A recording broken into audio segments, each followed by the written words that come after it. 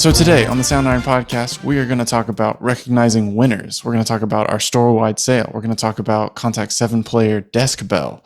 We're going to talk about music-related scams and deliberate practice. Craig, you ready? Yes. So ready. Do it again. Do it again, but better. Did you play Bop It as a kid? Oh yeah. Yeah, he said. I actually beat Bop It. Is that a thing?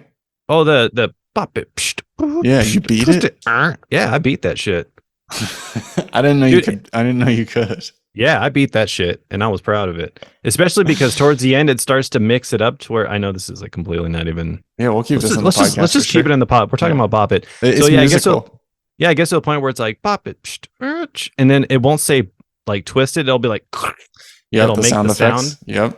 Or the Bop It will be like. And it gets fast. It'll be like Bop It. Super fast. It goes way faster than that. Yeah. But like I would get into like a groove, like almost like a meditative state. Yeah. And I was just like, and I was super focused. And I remember it was like, you Bop It or whatever. Or I don't know, it says something, but Incredible. I did. I would not lie to you about that. Dude, I believe you. That's amazing. I have never beat the Bop It. I lost many times. So the first thing I want to bring up is you don't know winners beforehand. And this is a guy named Sean Kelly, or the Seanimator on Twitter. And he tweeted, a recent animation grad told me they turned down what would have been their first gig because the movie seemed like it might not be great. I'll tell you what I told them. I've worked on 40 big movies. No one knows which movie will be great. They literally have no real idea, and you don't either. The movie everyone thinks will be the groundbreaking stunner can bomb. The lame, seemingly derivative sequel can turn out to be a cult classic. Pinning your hopes on your first pro gig turning out to be Spider-Verse is a recipe for frustration. Almost no one will hit that lottery ticket with their very first job. If you can afford to be choosy, more power to you, but most will need to work their way up to dream gigs. The best film may be an absolute nightmare to work on, and the lame film may be a joy that catapults your skills to the next level. Build your career around the relationships you forge and the artistic journey you take. Choosing a gig based on prestige alone is a trap. So don't look for the perfect project, especially if you're new. Instead, look for a nurturing studio with a great culture. Look for artists you can learn from. Treat every project as a chance to help it be the best it can be and as an opportunity to grow as an artist. Nothing has boosted my career growth and job satisfaction more than that single choice. So it's very applicable to composing as well.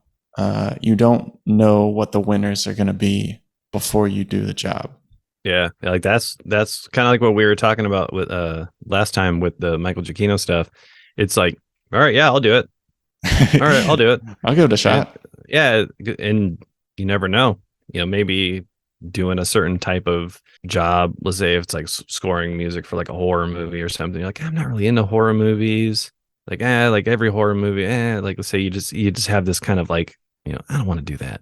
Right. But then maybe you're just like, yeah, I'll take a stab at it. I've never really done horror. It's not really my thing. And then it's like, oh, it's like the next, big horror movie franchise. And now you're going to be on board for like the next 5, 6, 7 movies or something. Right. And then you're like, oh, wow. Like just because you just happen to say yes. And I think you can't have too much, set in your mind of like, this is going to be the winner. Cause you never know. Yeah. It's just like writing music and putting it out for yourself, or like, if you're in a band and you're like, this is going to be the single, but then you have guys like John Mayer, he didn't want that, Your Body is a Wonderland to be the single. Like, he's like, I'm a blues guitar player. Right. I don't want to be that sappy songwriter guy. What happened? They said, listen here, John, this is going to be the one that's going to bring in the bread. This song is going to give you nightmares. Yeah, you're gonna have to play the song every night for the rest of your live gig, unless you're doing the John Mayer trio, and then you could just shred it up on the blues. Right. But yeah, and then he blew up. Yep. That's like the one song on there that's kind of like that that I know of. I'm not the Don't quote me on John Mayer history. Yeah. But so yeah, he like got famous with soft rock classics like Daughters and Your Body's a Wonderland, and it was just like whoopsie daisy. But if you have a hit that wasn't your favorite song or your favorite cue or whatever, you can still leverage that to do other things that are interesting to you. Mm-hmm. Yeah, it's just hopefully the record label or whoever's not just pigeonholing you to do that now, because that would Yeah. suck, man. Like you have like the one song that's like not really your favorite, some deep track that you don't really care about. You're like, I mean, it's not like a filler, but it's not my favorite.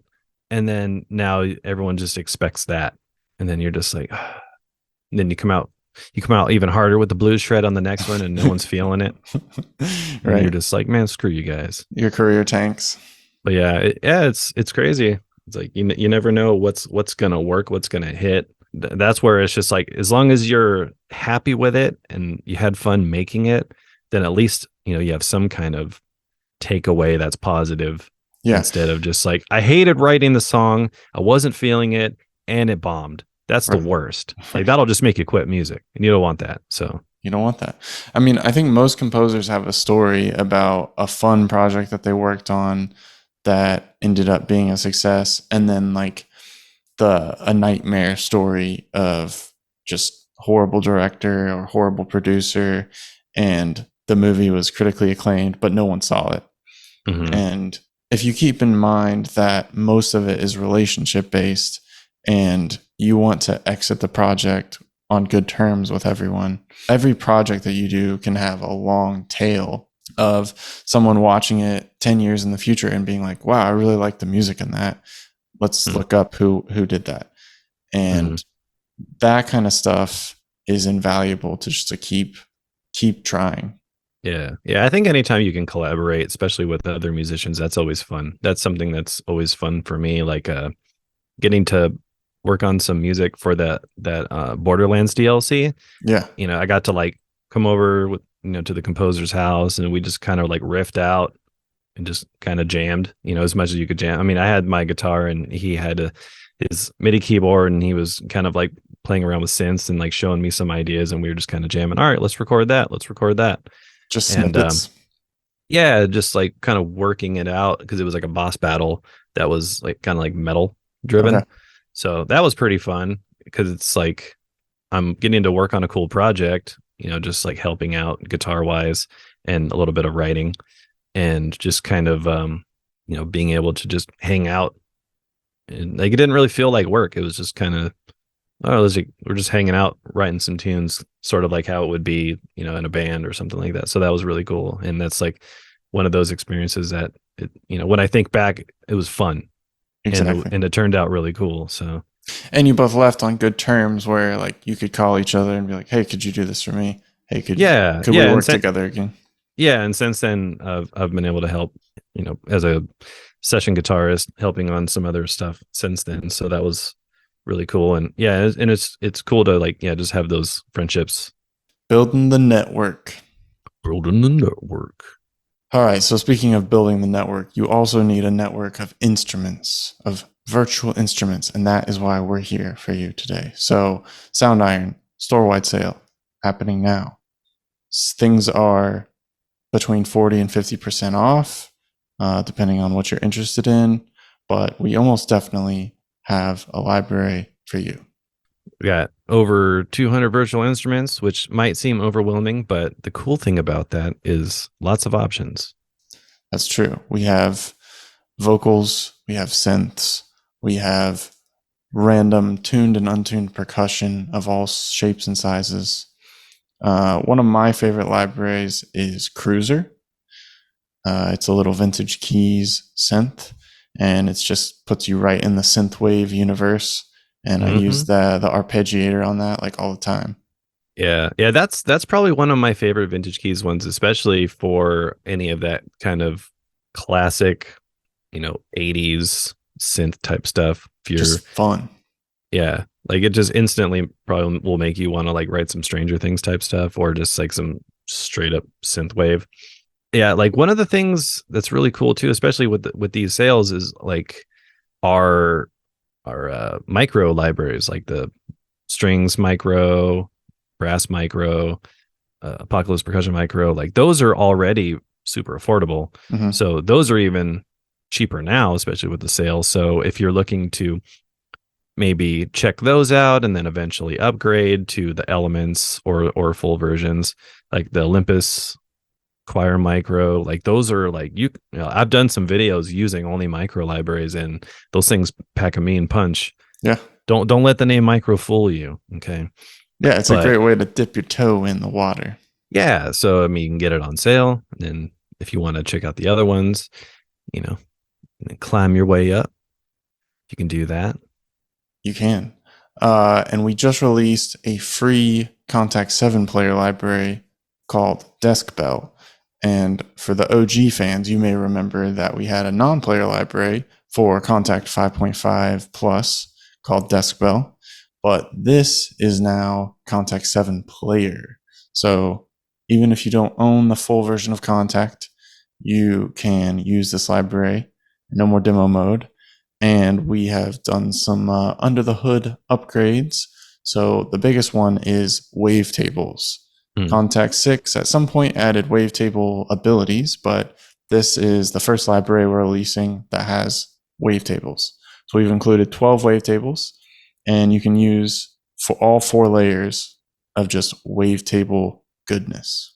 I think for especially for this update, making it player. So for anyone that likes to have their libraries in the nice, pretty little, library rack, you can do that easily accessible. And yeah, the wavetables thing is really cool. So, it's definitely a really cool upgrade. And yeah, just having it player, I think is cool for anyone who maybe doesn't have the full version of Kontakt, which at this point you should have the full version. But that's another topic. But yeah, so if you're just like, I just got the Kontakt player, Kontakt 7 player, I want to check out some libraries, mess around with, composing like that, definitely check it out. And it's free. It's free. It's a great way to test out our 4-layer template and our effects rack. So it's you can blend your tuned percussion with some ambiances, with some wavetables, with some synth sustains, throw a bunch of plugins from the effects rack on it, and you got some crazy sounds. So it's very easy to tweak and move around the template. Yeah. I agree, Nathan. I agree with you on this. So go get Deskbell. The next thing is why upgrade to Kontakt 7? Here's what's new. So this came out a few months back, but they are continuing to push features in Kontakt 7. And so the biggest new thing is the browsing experience. You can search by type or character, and you can see all of your libraries and presets in a different way. This is similar to Complete Control. If you use that, it looks like that. And Deskbell is also NKS compatible, so it works with Complete Control, and you can use it with Machina or S series, A series Native Instruments keyboards. Like the one you see right here. Yes. I think you got one behind you. I do indeed. So the new factory library, the Kontakt 7 factory library, has quite a large upgrade from the previous one that was pretty dated. Lots of interesting orchestral, acoustic, band, beats, choir, synths, and vintage sounds to choose from. And they're really not bad. I don't know if you've gone through them, but they're very usable, nice sounds. I know people like to poo-poo factory stock stuff, but these are totally usable. Yeah. No, I haven't had a chance to check those out. I remember seeing some videos on some stuff that they were putting out. I don't know if it was free or if it was like you had to pay for. So Kontakt 7, if you own the full version of Kontakt 7, it's included. Oh, okay. Interesting. It's a big boy. I think it's like 40 gigs worth of stuff. Oh, interesting. So the other thing it opens up is a whole world of free and low cost non-player libraries for Kontakt 5, 6, and 7. So you should definitely purchase Kontakt 7 on sale. It's half off right now. I believe it is $149. Yeah. And if they're doing like loyalty stuff, you might be able to even get it like a deeper discount now. Yeah, so it's $149.50. It's half off, and you probably have a cross grade discount if you log into your account on their site and own any player libraries. Then you can get an even bigger discount on Kontakt 7. So it's a great time to purchase Kontakt 7 and a great time to download Desk Bell. Yeah, you get Contact 7 and you come over to our store-wide sale and then you're good. The next thing to talk to you about is something called deliberate practice. So this says the ultimate deliberate practice guide, how to be the best. Everything you need to know to improve your performance at anything for beginners and experts. Deliberate practice is the best technique for achieving expert performance in every field, including writing, teaching, sports, programming, music, medicine, therapy, chess, and business. So the first thing is, what is deliberate practice? Good question. I'm glad you asked. Engage in the deliberate practice is what turns amateurs into professionals. Across every field, deliberate practice is what creates top performers and what they use to stay at the top of the game. So practice means preparing. It's the act of repeatedly performing certain activities with the intention of improving. So we rehearse what to do in a low pressure situation, so that will be better when we use the skill in a high stakes situation. Oh yeah. Like a competition or workplace.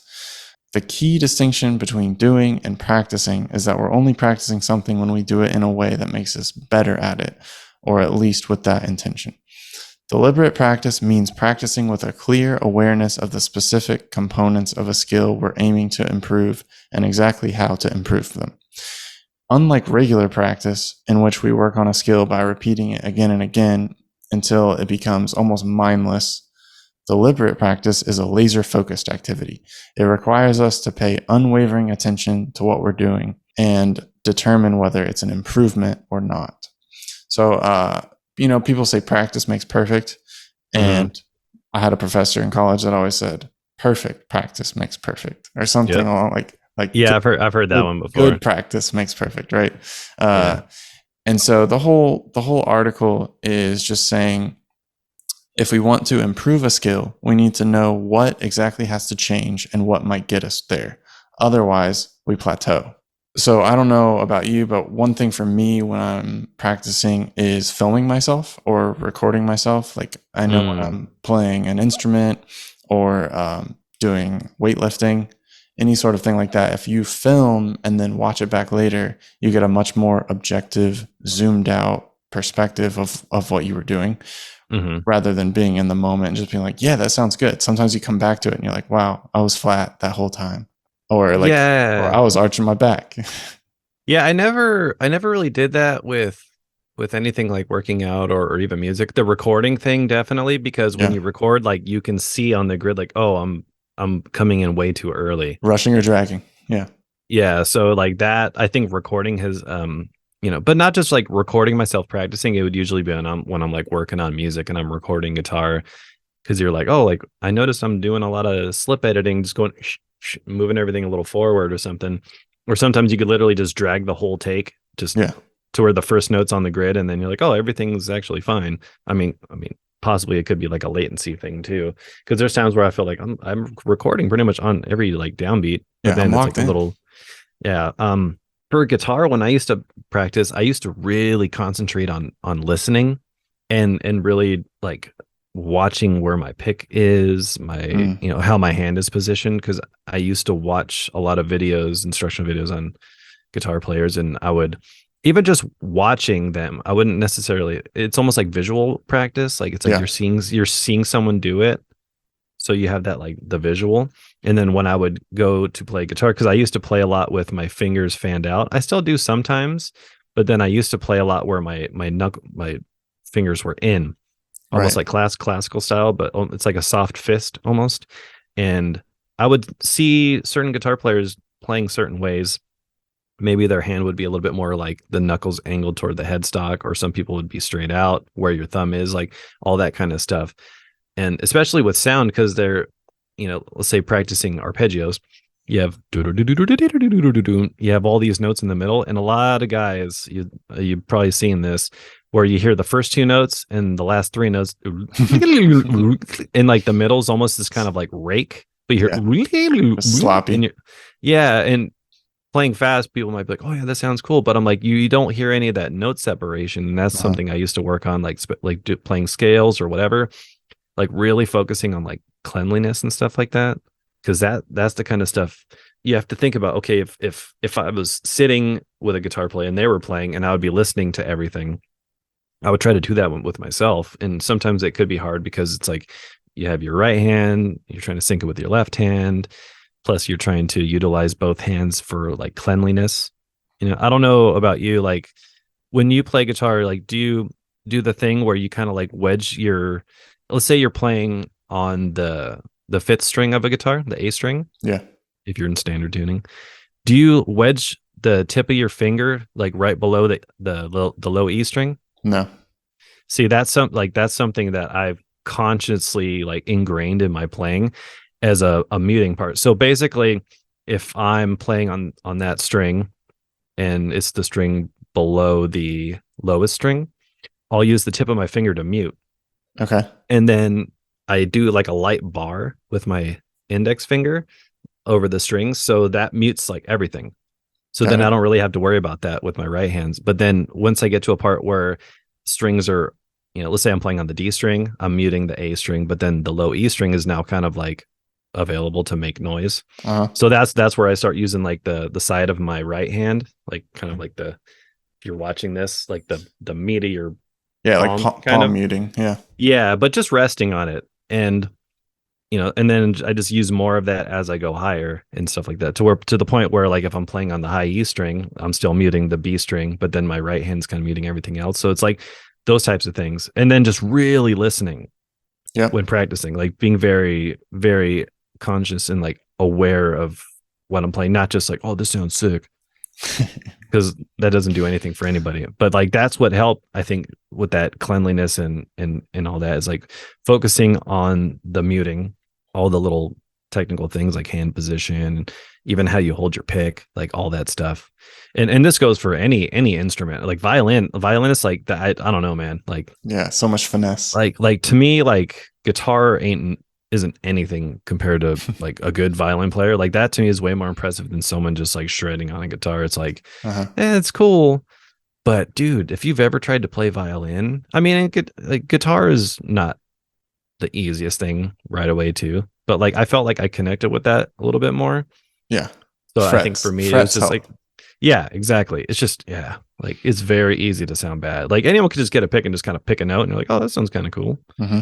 But when you get on a violin and you're like, all right, you're holding it and then you're trying to get your bow technique and it's just like, it just sounds like a car just like hitting the brakes about to like fly off a cliff. A cat dying. Yeah. Yeah, cat dying, cat's driving the car about to fly off a cliff, and it's making that scream sound plus the brake. It can get real bad real quick. Right. And Very dangerous. Yeah, but I agree. I think just being very mindful, or recording yourself is always a good thing.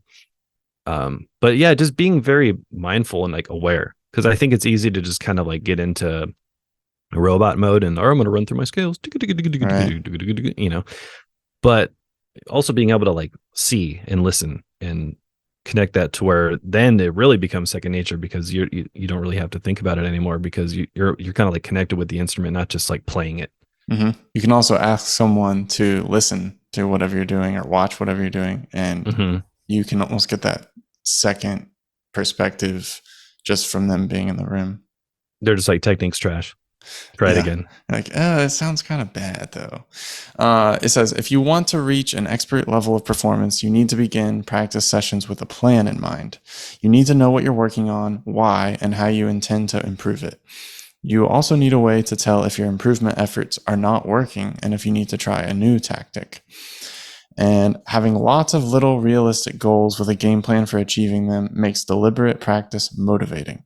There's a sense of ongoing movement or progress, but the next step is always a realistic stretch.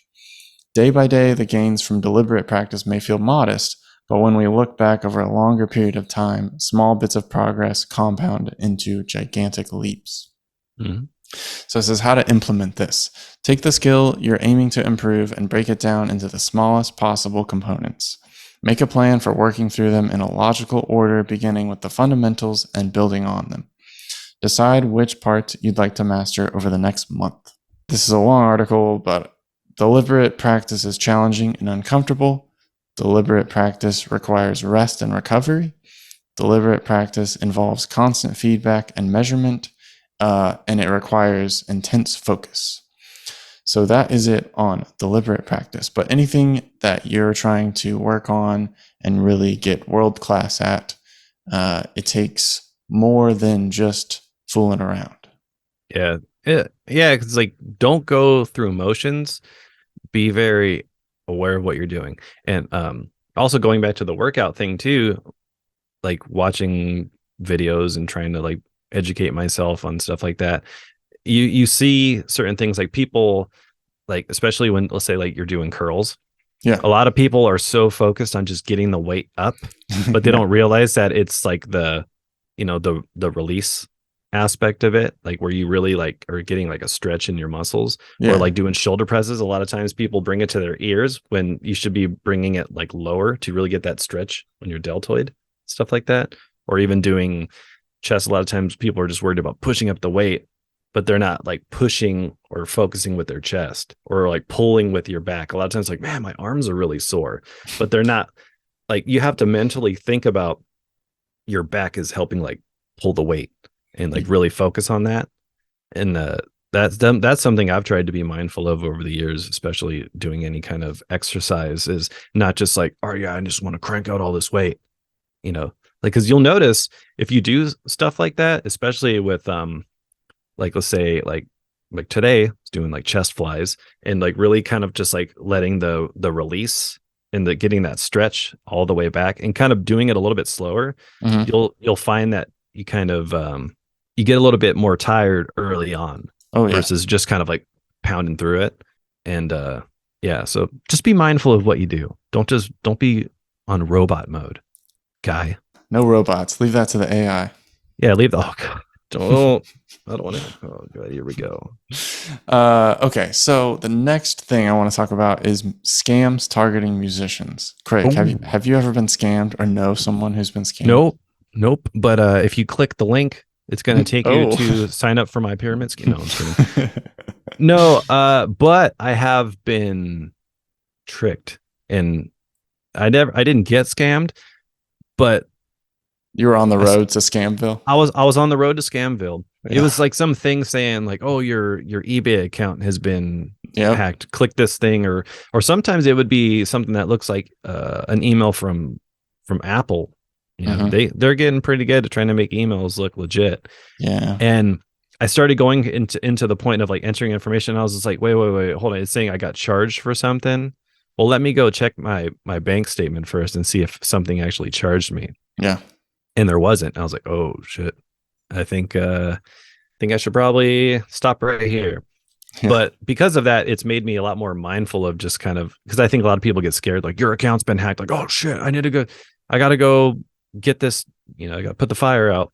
But most of the time you're probably getting scammed, or check or do your due diligence and check other things first before, Yeah. It's real rough out there, man. There's so many scammers. Yeah. Especially like older people. Like I've seen some documentaries where like a lot of older people get targeted, like, oh, like all you got to do is send us $1 and we'll give you a trip to the Bahamas. And then they get just wiped out. All their retirement gone, sent to some other place. So sad.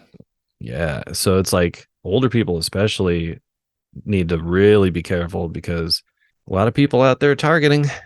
Yeah. So if you're old and listening to this podcast, we really appreciate it. Please subscribe, leave a 5-star review, but we won't scam you. But also beware of scams. Maybe don't answer the phone quite as often. Yeah, if someone's trying to offer you something that sounds too good to be true, it probably is too good to be true. And it's not necessarily just older demographic, but it's not. Just, if you see a thing that pops up that says you just want a free PlayStation, you're probably going to get scammed. I'm just going to throw that out there right now. So the Federal Trade Commission says that people in the U.S. lost $8.8 billion to scams in 2022, which is a 30% increase from the previous year. So scammers are living the high life right now. They're on the rise. They're on the rise, 30%. As a freelancer or small business owner, which if you are a composer, you are a small business owner, it's important to learn about different types of scams and how to protect yourself and your business from coercion and manipulation. So the first thing is, before diving into the details, it's important to address the root of the issue. The real underlying problem that allows music promotion scams to continue is this. And this guy has a tweet. It says, "This is about to piss some people off, but it needs to be said. The reason why there are so many music industry scams is because scammers know that new artists and producers are gullible enough to think they can pay their way to success. You cannot. Make dope music and share it." So it says the big reasons why scammers continue to win is a lot of artists lack music business education. They're stuck in the belief or mindset that you can pay for shortcuts, and scammers know your pain points well. Like buying followers on social media. Ugh.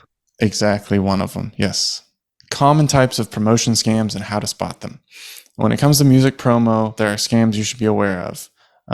When I refer to something as a scam, it doesn't always mean they'll take your money and ghost you. These music promotion services can look and operate like a real business with what it looks like. Upon closer examination, it's all fake and their efforts won't yield you any results. In some cases, you may not realize it's a scam, but it won't benefit your career in any real way. Music promotion scams are everywhere, but here are some places you'll encounter them. Social media, Instagram, YouTube, SoundCloud. Random cold emails, websites from Google searches, and freelancer marketplaces. So one big thing is fake followers and streams. So many artists put a high value on vanity metrics like social media followers and music streams. Instead of growing it organically through good content and strategic collaborations, musicians resort to faking it. So don't pay for streams on Spotify. It is a thing. You are just using bots to click links over and over again, and Spotify will demote you, so to speak. Yeah, Instagram too. I've heard that Instagram accounts will get just removed if they know that you're doing that. Yeah. And it's like, in the end, is that how you want to go? Like, yeah. Because then, okay, I got 50,000 followers on Instagram and you get like 3 likes. Like, what's really going on here? We can all tell the emperor has no clothes.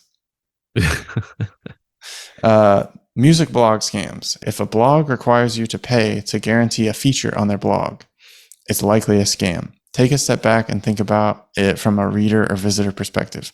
Why would a music fan read this blog? There's also playlist placement scams, which is a bummer, and publicist scams. If someone charges you to get exposure on big music publications or media outlets like Complex, Rolling Stones, Variety, Pitchfork, you need to be very skeptical. If they guarantee it, then it's likely a scam. Hiring a real publicist can be very expensive. So, like you were saying earlier, if it's too good to be true, it almost definitely is. Yeah. Not always, but probably 95% of the time. So one of my friends, when they signed up for IMDb Pro, they got a message from an agency that looked totally legit, felt totally legit, all their messaging. And they were like, "Hey, we want you to do this modeling gig." And she was a model. And so you just jump through these hoops, send us this info, and we'll get rolling. And they ended up sending her a check, and it was for like $3,000, and it was supposed to be like a $500 job. So she was like, "Hey, this check is for more than we talked about." And they were like, "Oh yeah, we need you to cash it and then send us $2,500 in cash." And she was like, "This doesn't feel right." So it was like the sending money back that was gonna. Yeah, so she would cash the check and then the check would bounce, but she would have already sent a significant sum of money to the scammers. But it's that kind of stuff where you sign up for like a acting thing or for like a composing thing where you feel like you just jumped up into the next level of whatever your career is trying to be, and you're getting contacted by people and you're flattered or whatever, and that is pretty scammy. They're like, this is my big break. Yeah, because there's always going to be people looking to take advantage of people who are trying to make a name for themselves in some way, whether it's acting or you're a painter, doing art, or a musician, like, because a lot of there's always that broke artist or Right. starving artist kind of thing. And there's always, man, I bet especially for actors, Yeah. because there's so many people like look at Hollywood, like people glorify Hollywood so much, and it's like, go there. Right. Tell me how glorified it is. You know what I mean? Look at how many crushed souls, like you see all the, these big celebrities, we're at the award show, and a lot of those people are miserable. Yeah. This is kind of like a side thing that I'm talking about here, but it's like a lot of these people are crazy. They're like thirsty for attention, probably have mental issues and stuff. But then you have all these people who like wanted to be an actor, failed, and then they're, homeless. But there's always like probably like modeling agencies, acting agencies that try to take advantage of people, or you'll hear stuff where like, oh, come in for this modeling gig, and then they just get kidnapped or like trafficked. Oof. Like there's like Yeah. this dark world out there, and it gets real dark. So more than likely you should just probably go it in the most organic way possible, or connecting with people and networking and stuff like that. You're probably better off doing that. It might be slower, Definitely, but in the end, nothing good comes fast, I think. Especially it's like with anything, just enjoy the journey, folks. So this says this is the 6 most common music industry scams. Scheme 1 is the classic pay to perform. And it's like, hey, do you want to be the opening act for whatever? And you pay to play a small set. And Ben Jordan has a great video on scams that target musicians. And this is one of his things. And he says, like, never pay to perform somewhere. I've done that before. Yeah, I know what you mean. Like Battle of the Bands kind of stuff. Yeah, or like for anyone going back to LA, for anyone who's familiar with the Whiskey, it's a legendary venue. It's been around forever, and they were trying to make us sell tickets. But the thing is, like obviously we're a local band, not from LA, and I think we sold like, I don't know, not as many as we were supposed to. Yeah. And they were trying to make us pay. They were like, hey, this is the fucking Whiskey, dude. What do you think this is? And they were like, give us $700 now or you're not playing. Oh my gosh. And it was just like automatically it was like, this is BS, and I'd never cared to play there again. Totally. Because it's just like, especially when you're a local band, it's like that. Then it just goes back to, build up your band in your local area, build your following, and then kind of branch out to neighboring cities, either take them with you or I mean, there is benefit, I think, especially if it's a show worth it. Let's say your favorite band was coming into town, right? Sure. And they're like, hey, you can open up on this show. You just got to sell 50 tickets or whatever. Or however much, I don't even know what it is nowadays. But it's kind of like if it's a popular band and you're selling them at like a discount, so people are more likely going to buy from you because they're getting it cheaper and it's supporting you and that sort of thing, and it's allowing you to play, especially if your band sounds sort of similar to the band that you're opening up for. That's big. Yeah. It's all about just gaining fans. So that's where it can be worth it. You just have to do the legwork to do that sort of pay to play type thing. Right. Because in the beginning, you're not going to just be getting thrown on tours unless you're just one of those bands that are like unicorn status and just kind of like blow up. Yeah. So there's a scheme number 3 called the X Bigwig. And this guy, I get you to the major record labels. So basically, like, I'll help manage you and get you in front of my friends. The truth is, no one ever gets signed from these meetings. There's no such thing as getting discovered or put on. Yeah, I have mixed thoughts on managers. I remember there was a time where we signed with this management agency, like right before we already were going to do this big tour that was, we got from our label. Yeah. And we were like, oh, well, like we're doing this big tour, and this management agency was, and they were representing legit bands that we liked. So it wasn't like some scammy thing. But then because we were signed with them and we're doing this tour, which they did not help us get, then they wanted like a cut of our merch Hmm. and like sales and stuff like that. Dang. And we're just like, okay, like now we're paying this, company to management company to take our money, and they didn't help us get this. Yeah. And we were just like, man, we would have been better off, especially nowadays. I think it's better off. You're better off if you're going to be in a band or doing music, like learn the business, you know. Yep. We're in a time where a lot of people are not even signing with labels anymore. They're just releasing it themselves, recording it themselves, funding it. Yeah. Buy a few books, watch some YouTube videos. You should be set. Yeah. Yeah. If anything, having like being with like a touring agency, I think is good, Hmm. because they're always kind of helping you try to get out on tours, especially if you're a band and doing this. I mean, this is like information that's more for band people. I mean, if you're a composer and you have a manager or someone who helps, find new composing gigs or projects to score, or, getting video game composing jobs, that's different. Because they're actively helping you seek new work, Right. not just like some person who's just sitting there trying to take a cut off the top kind of thing. But yeah, like something like touring agencies is good because they're always constantly helping you try to get on new tours, especially because tours aren't announced more than likely like 3 to 4 or even months in advance. Yeah. So it's like by the time it's just like getting a video game scoring gig. Like by the time you've already heard about the game, like the music and that's done, you're more than Right. likely not going to be brought on as a composer. So it's like being able to have someone who helps get you into those gigs early. That's beneficial. So I would say, especially early on, trying to do as much work and just informing yourself and educating yourself on that is going to serve you well. And don't just be blind Right. and accept someone's help because they're telling you they're going to help you. Like, okay. Yeah, exactly. So this says the anatomy of a scam. Scammers often follow a similar protocol. The person reaches out to you to book your services.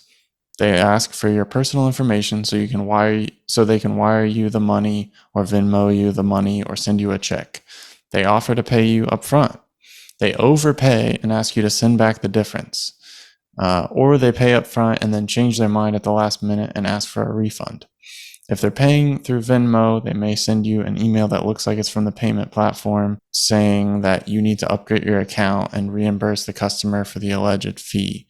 There's a sense of urgency around this. Here are a couple examples from 2023 of scams involving classical musicians. Number one is the music lessons scam. So they reported a series of scams where someone poses as a parent looking to arrange private lessons for their child. Often they're located in a different city than the teacher and looking for several months of its lessons while they're in town. They ask for the teacher's personal details so they can send a certified check for payment up front. Then they change their mind about needing the lessons and request a refund, though their original payment never made it into your account. The performance scam. This is if someone asks you to perform for their wedding and they send you a check. So basically, don't accept checks. And be very, very cautious about checks. Only deal in cash. So this lady received a check in the mail, but it was quite a bit more than the fee she had quoted. And she deposited the check through her mobile banking app. And then the person asked her to pay the excess to a Venmo account. And then the person reaches out to cancel the gig after she transferred the excess amount. So it says, in this case, Venmo had already blocked this account, so the transfer didn't go through, and the check was rejected by the bank 2 days later. So if Venmo hadn't caught it, she would have gotten scammed out of the difference. Yeah. So then there's the commission scam and the signature scam. One is asking for your signature, like, can I buy your signature from you? Because you're so famous or whatever. And then they use it to do identity fraud. They're just popping that thing on everything. Right. Scammers usually try to set the rules for how things happen and when. Are they pressuring you to act quickly or telling you how they want to pay? In other words, are they controlling the situation?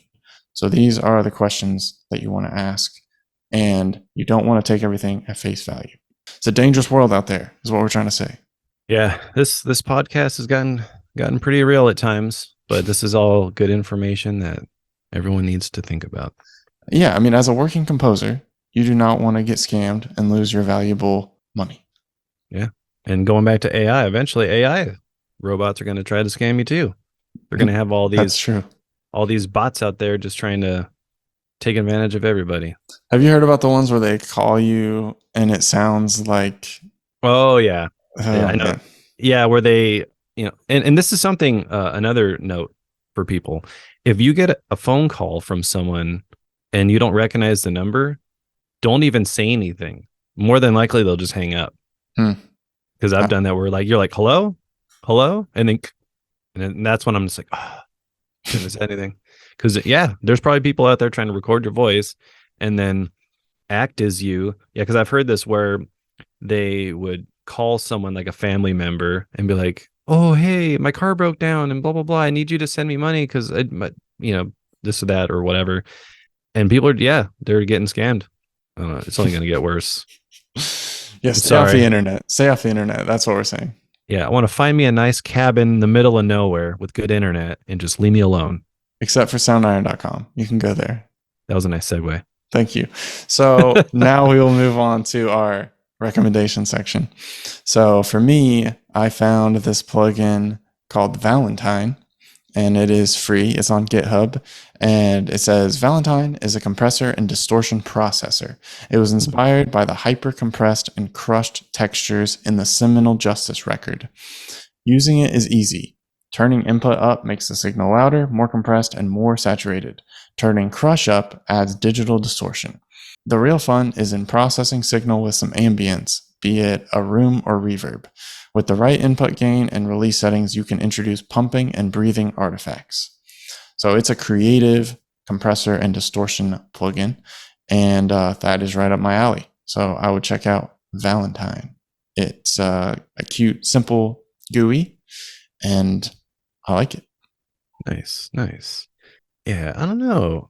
I've been watching some shows lately. I don't know if I talked about this on a previous one. I was watching this show. It's on Paramount Plus called Joe Pickett. I don't think so. It's based off a book. It's a pretty good show, actually. It's about this guy who is what are they called? Like a wildlife sheriff. There's a name for it. I can't remember what it's called at this time. Kid wanted to be it his whole life, and he comes into this town, and it's like one of those sort of it's based off a book, and it's one of those kind of whodunit sort of things. Really good show. They just started season 2, and it's pretty good. Another one I've been watching. Everyone listening to this knows I love me some Gordon Ramsay. Yes, sir.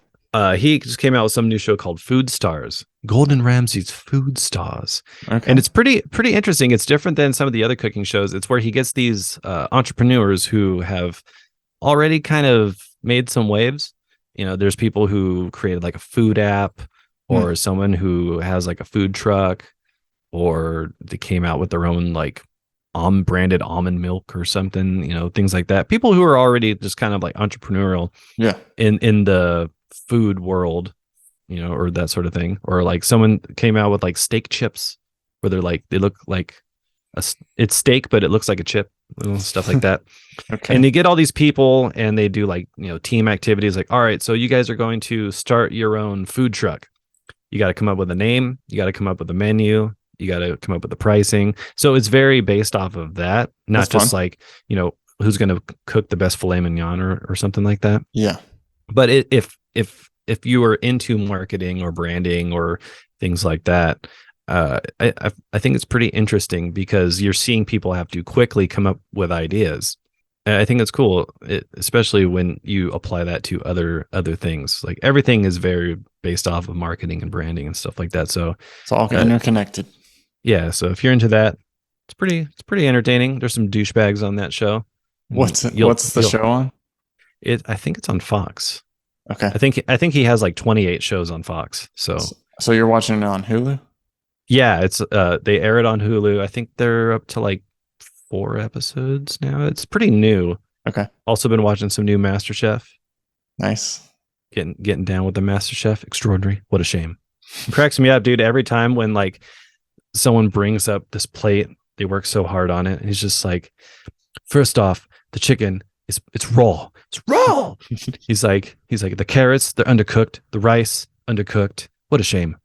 Every time he says that, we just crack up. Me and my girlfriend just start dying. So it's something about it. Like, I would rather be called an idiot sandwich versus him just looking at me like a disappointed dad and saying, what a shame. It hurts. It's worse. Just like punch me in the face or something. I'd rather that. All right, let's go have a fist fight. Yeah, no, I'd just be like, just beat me up, dude. The chicken was raw. I deserve to get suplex on the concrete. All right. But yeah, those are my recommendations. Watch some TV. I don't know if Joe Pickett's on Paramount Plus. Those other shows are on Hulu. There's a million streaming platforms out there now, but before you watch Craig's suggestion, go get Desk Bell and go check out the sale. No, first you go watch Joe Pickett and then Food Stars. Then you get Desk Bell. Okay. Or actually, no, you should get Desk Bell first. No, I think you're right. I mean, there is a limited supply of Desk Bell cereals. We're on cereal numbers now, you know? So, I mean, it is first come, first serve. Yeah, it will be there when you're ready, but you should be ready now. Soundiron.com. Boom. All right. With that, we will wrap it here.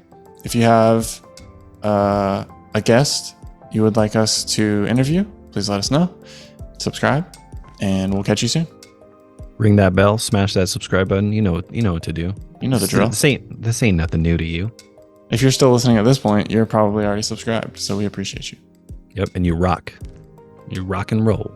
All right, Craig. I'll catch you soon, my man. Catch you on the flippity, my boy. Peace. Peace up.